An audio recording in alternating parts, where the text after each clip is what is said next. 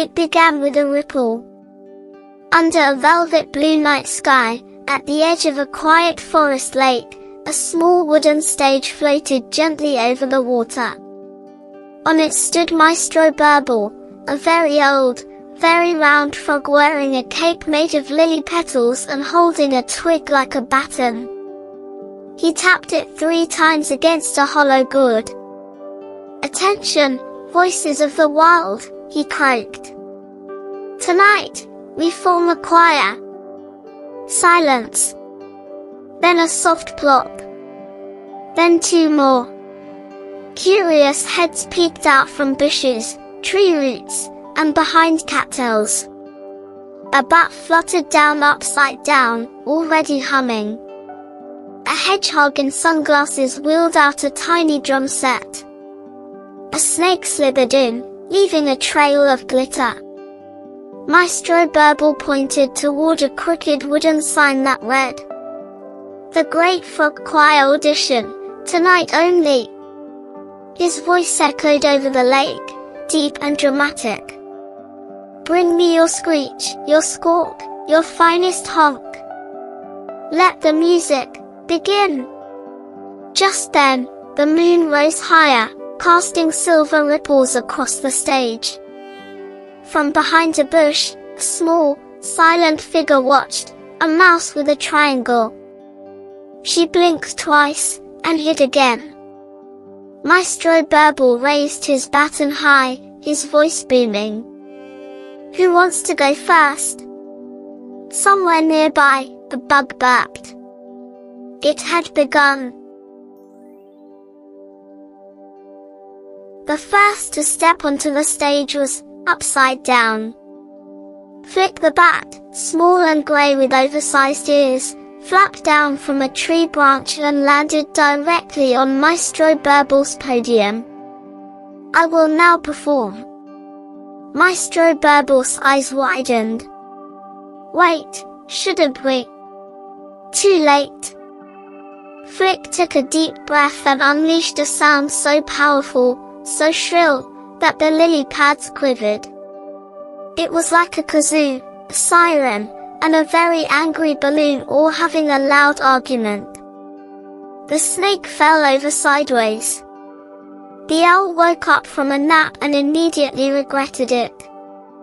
The frog conductor clung to his podium as the stage vibrated.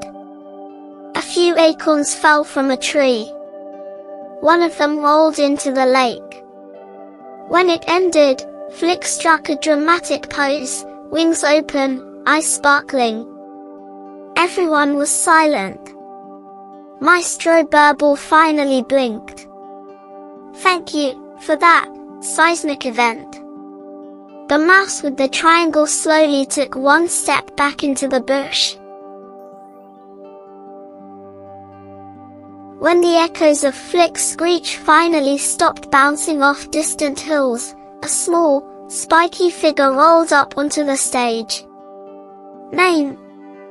Maestro Burble croaked, still recovering. "Hazel." "I do percussion," said the hedgehog, adjusting her tiny sunglasses. She rolled out a showbox drum set. 2 bottle caps taped to twigs. A cereal box. 1 acorn. Then she took position. Total silence.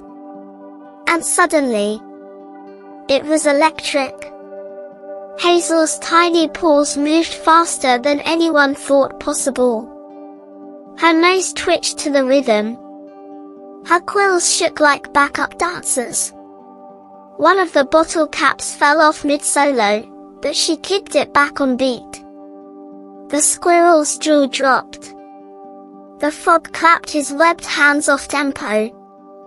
Even Flick the bat shouted, "She's got bounce." When Hazel finished, she raised 1 paw, panting. The crowd, silent for a moment.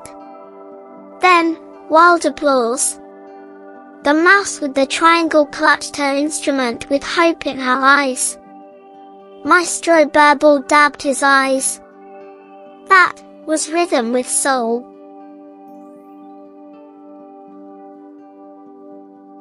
After Hazel's heroic beatbox blast, the animals were buzzing, literally, as a few fireflies couldn't stop shaking. Then came the snake. He slithered slowly onto the stage, wearing a dramatic red scarf and socks.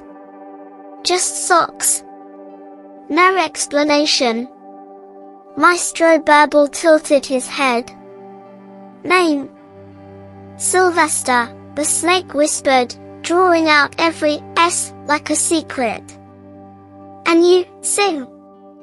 I hiss. Silence.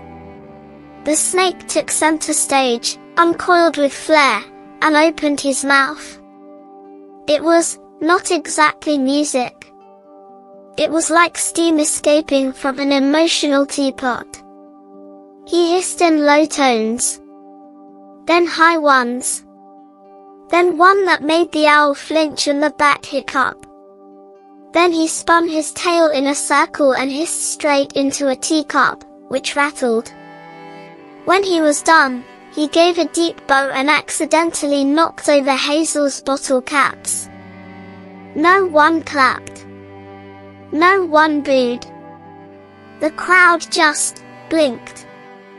Maestro Burble stood slowly. That was interpretive. Sylvester beamed. From the bushes, the triangle mouse scribbled something in a tiny notebook. Maybe, don't follow a snake act.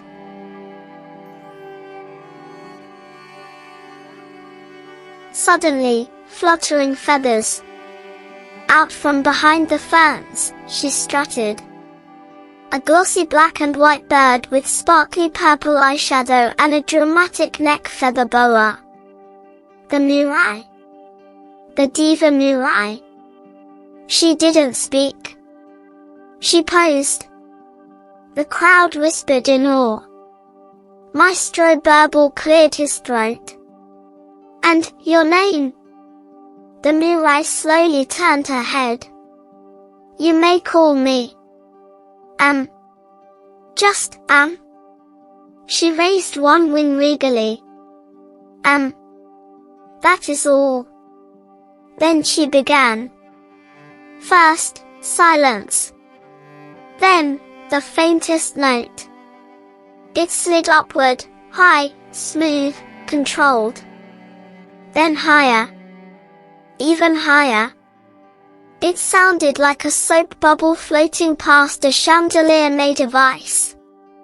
Then came the trill, so delicate that 3 nearby frogs passed out from pure emotion. A fish jumped out of the lake and cried a single tear. By the time she hit her final note, the moon itself seemed to pause mid-sky. She finished with a wink and turned away before the applause started. Because of course she did. Hazel clapped with both paws. The snake whispered, yes. Maestro Burble dabbed his eyes again with a damp leaf. Indeed.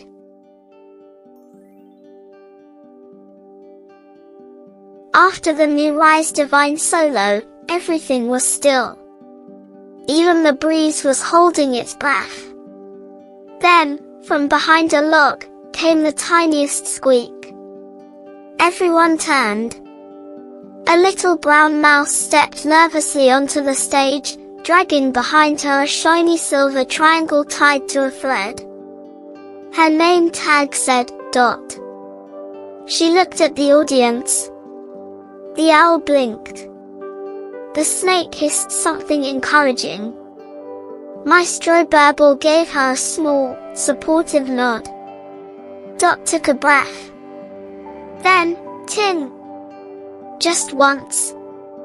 The triangle rang out across the lake, clear and perfect. It hung in the air like a single star caught in a raindrop. Silence. Then she did it again. Ting! Hazel teared up. The frog conductor whispered, it's so simple. Dot finished with a graceful little curtsy. She almost fell over. But the crowd was already cheering loudly. The raccoon caught a firefly in his bow tie. The bat fainted again. The diva Mirai looked mildly impressed. Dot beamed. Maestro Burble stood tall. Ladies, gentlemen, and woodland creatures, we have a triangle.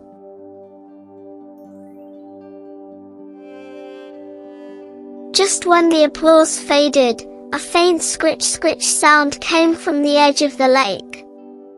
Out from the shadows came the turtle. Old, slow, covered in moss.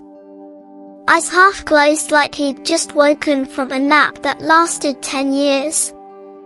He climbed onto the stage with the speed of a particularly lazy pebble. Maestro Burble leaned in. Name. The turtle opened his mouth slightly. Bruno. His voice was so quiet, it sounded like wind sighing through a teacup. Hazel leaned forward. The raccoon cupped his ears. Bruno blinked, then whispered something unintelligible. Silence. Then, he began, whisper singing. No one could hear the lyrics exactly, but the vibe. Oh, the vibe was rich. It felt like being wrapped in a warm leaf. Like being told a bedtime story by the moon. Like remembering a dream from when you were still an egg. No instruments.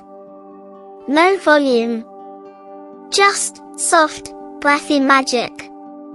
By the time Bruno finished, half the forest had curled up on logs and hammocks, smiling in their sleep. Maestro Burble wiped a tear. Powerful. Very subtle. The Mirai diva was curled in a nest of scarves. And from the bushes, the toothbrush, yes, the one from chapter 5, rolled quietly into a flower pot.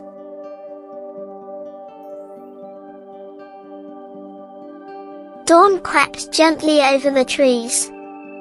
One by one, sleepy forest eyes opened. The raccoon stretched, still wearing his crooked bow tie. Hazel yawned. The bat dangled upside down from a spoon. Maestro Burble hopped onto a mossy stump. Everyone, he whispered dramatically, I declare this choir unpredictable. But glorious.